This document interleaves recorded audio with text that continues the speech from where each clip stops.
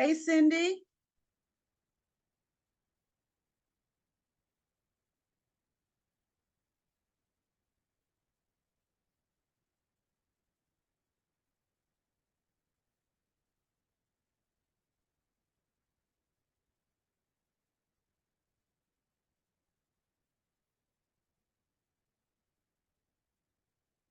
Cindy,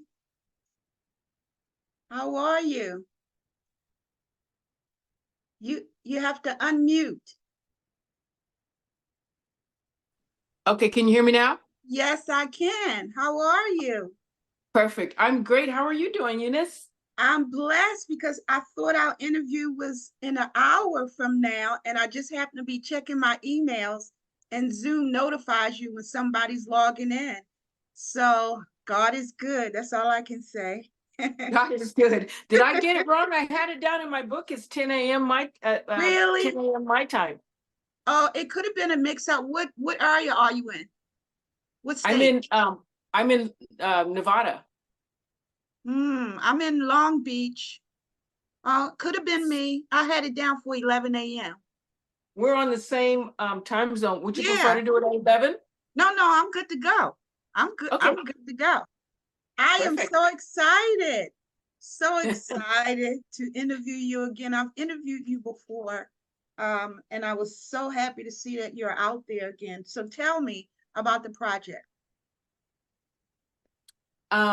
Which project? Well, let me see. I thought this was about a song that you were releasing for an album. Oh, my upcoming record. Yeah. Oh, yeah. Well, it's just in the very beginning stages now. We're Oh, going through music, finding music, um, actually still sussing out studios. I have it narrowed down to 2 different studios, but we have a lot of music. The last record that I recorded, we have a couple of tracks left over from that record that didn't go onto that record because we had so much music. So there's going to be at least one of those tracks on this record. We've already recorded one song called Guitar Love with John McLaughlin and Carlos. ooh. Yeah, and that's actually we recorded our first song already. And now the other things are just really getting the schedules with the band together and the schedules with studio together, and then we're going to record the rest of it. I'm looking at doing something really, really beautiful with Gail Moran. She's the woman who was Chick Corea's wife and partner and spiritual Wow. friend and everything. And she's a singer, a lovely singer. She did something on with her group, which she calls the Angel Choir. And they did something on one of Carlos's records. And I loved it so much that I called her because I have this idea for like percussion, vocal, and piano. So we're going to do a piece. We're already working on that piece. So that's going to be one of the pieces on the record. I'm really excited about that too, because it's just going to be very different from anything I've done before, Wow. with using the vocals and just some beautiful space for a hopefully very special piano player to play on with some very hypnotic percussion going on. So it's going to be kind of trancy, vibey, and just beautiful music with some luscious vocals. Looking forward to that. And I really want to record my current band because the band sounds so good. We have Emilio Modeste on saxophone, and he is one of the young, I would call him, purveyors. He is one of the young creators. He writes, he's got an incredible tone, an incredible foresight and vision about music and where it goes. And when he plays, you can hear that in the stories that he tells. I just love where he's coming from. So he's going to be on the record. Felix Pastorius, an incredible bass player. He's just got tons of facility, but he uses it in a very musical way, which I appreciate, because a lot of cats, they might have a ton of facility and it just doesn't sound musical. It doesn't sound pretty, like something gets Yeah. lost in the translation. You know, I see a lot of cats on these social media platforms, and there are some incredibly amazing young cats coming up with all these techniques, drum techniques, bass techniques, guitar techniques, but there's a depth and a feel that's missing. Mm. And I applaud all the stuff that they're creating and all of that. But what I would love and what inspires me is, it's great if a person has all that, but they also have to have depth and soul and vibe and feel. And so, you know, Felix Pastorius has all of that rolled up into all that incredible technical prowess that he's gained over these years that he's been playing the bass. Zakai Curtis is going to be playing keyboards, and he is like just one of my favorite young cats. He's just very expressive. He's sometimes understated, which is okay because he's just thoughtful about what he's playing, you know. And my other keyboard player, who I also dearly love, and we've been playing together, oh my goodness, for decades, Mark Carey. He's just got all of the name before. Yeah, Mark Carey is awesome. He's got his a pulse on what the current generation is doing, but he also has the lineage and history of the music, creative music, in his pocket, you know. So he can pull out so many different things. So I love playing with him. Aurelian Budnek on guitar is just, he's very cool because he's kind of coming from really more of a rock perspective, but he has a sensibility that allows him to take that further and create in a way that is very musical, journeyalistic, in that he takes you on these rides and these journeys with everything that he's playing. He's got really big ears, so he really listens to the drums, which is important for me. He listens to the harmonies that are happening, and he can relate to all of that. So that's really, really a great plus. And Do we these musicians come to you with a desire to play with you, or do you come to them? How does that work?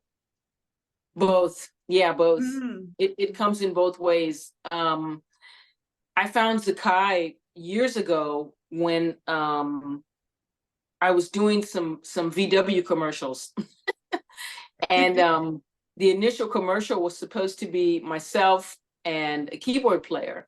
And the keyboard player, that particular person, was running into some problems with his label releasing him to do these commercials. And so the producer said, well, Cindy, you know, we still want to do this. We're not sure how to do it. Can you come up with something? And I said, you know, how about rounding it out and adding a bass player to the mix, because then, you know, we'll have more of a band vibe. And I think that would be cool for the commercial. And he agreed. So I got a bass player who was, I was playing with Lenny Kravitz at the time, and my buddy was a bass player, Jack Daly. So I got Jack. And then I called my friend Antoine, and I was like, I need a keyboard player for this. And I want somebody that comes out of Herbie, you know, that, you know, can go some different directions and just has a nice vibe and feel. And he's like, oh, I got you, Zakai Curtis. So I called Zakai for that, and we've been playing together ever since. Wow. So I pursued him, and he has a mutual desire to play together. So, we just keep doing it. Right. Mark Carey came to New York when I was living in Harlem, and he just gravitated towards myself and Wallace Roney, the rest in peace Wallace, great trumpet player. He kind of gravitated towards us. So, there was like a magnet of young cats that were coming around at that time. That's how I met Mark. And the rest of the cats, it kind of came in different ways as well. Some, pursued, and some I pursued. Nice. And I'm happy that these relationships have held and stayed, and everybody still wants to play together. It's amazing. And I play with another great guitar player, David Gilmour, and he and I have also been playing together for a long time. He adds a different kind of sensibility to the mix. So the things that he and Aurelian do to play off of each other are really, really cool. And I love the dichotomy of the two different points of view that each person has, and I love each one. And then together, it's really magic. So that's kind of the largest group that I've been playing with, and then I break it down into smaller versions of that, depending on what the song needs, what the gig is, and all those things. So. So It's when you're playing live, do you give them solos, or are you the only solo at the time? Oh, no, everybody speaks. Everybody's voice is important. Wow. I don't want to be the only soloist, and I don't even have to take a solo. I don't always take a solo because I don't always have to, because the music is just happening. And I love solo drums. I love playing solos. I love all of that. But when you have a great band, you don't always have to, because the music is there and the music is doing what it's supposed to do. And I want everybody's voice heard. Yeah. I don't want just my voice heard. I don't even want just my opinion heard. So I ask the cats to, interject with thoughts about the music and bring in songs that they might feel would fit our situation. Because again, I want everyone to speak, and I want a group vibe. I don't just want Cindy's opinion, because that's cool, but that's kind of one-sided. The world is made up of a whole bunch of colors. And I want to add those colors into the music. That's good to see. That's probably why you're Cindy now. Do you have a title yet for the upcoming album, or still working? Still working on the title. Do not have a title as of yet. That's going to be coming. Yes, as we put it together, and I'll see what fits and what feels right. I sort of have a kind of an idea, but I won't say it because it might not be that. But I'm looking to record in April, so next month. So that should be coming around pretty quickly. Now, when I first started, you said which project? You have some other stuff going on? Yes. I'm playing now in a band called ROC, which stands for Rhonda, Ori, and Cindy.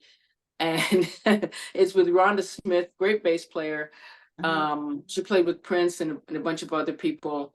Orianthe, who she does her own kind of stuff, but she's played with tons of people, just like Rhonda. Rhonda's also played with Jeff Beck. And Ori has played with a bunch of cats like Alice Cooper, and she's just done a whole gamut of stuff. Wow. And right now she's kind of leading her own band, and she's recording with her own thing. And we've come together to do some shows together. We actually have one coming up this week at Hard Rock, March the 7th. And this is really it's for a women's charity to help donate proceeds to basically to women in need, which, I'm really supportive of, and all of us are. We did our first show at the Super Bowl a few weeks ago at the there was there was a party after, so the after party for the Super Bowl, that was our first show. And it was a Nice. blast. Yeah, this is a really fun band, and they're great people to hang out with. Just get along really great. The music is really happening. So that's one project as well that I'm working on. And then there are multiple things going on with Santana. And we start back up with tours again and shows again in May. We just finished recently at the House of Blues here in Las Vegas, and we start up again at House of Blues in May, and then we do a summer tour with Santana and the Counting Crows. So that's going to be a blast. It's a U.S. tour, which will be great because it's nice to tour at home. And it'll be fun playing with that band. I actually, I don't think I've ever toured with them. I was going to say that we toured together with Lenny, but no, we didn't. I don't think we've ever toured together with that band. So this will be a fun experience. So we've got, multiple things with that. He's working on his new release, and I'm on a couple tracks of that. So that'll be great. And a lot of it is recordings that he had from previous times that he's putting together. So not all of it will include his current band, but that's going to be a really great record. And the music is already, it's really happening, the stuff that he's putting together. He's got a great eye for an ear for putting stuff together. So those are basically the projects that I've been working on. You must be very busy. Very busy, thank God. And God willing, I'll stay busy and, busy enough. Yeah. Yeah, Carlos is been a mentor of mine. I took guitar in high school and kept it until my late 20s. I had to pawn it. Oh no! I had to feed my kids. Oh, you had children in your 20s. Okay, yes, I get it.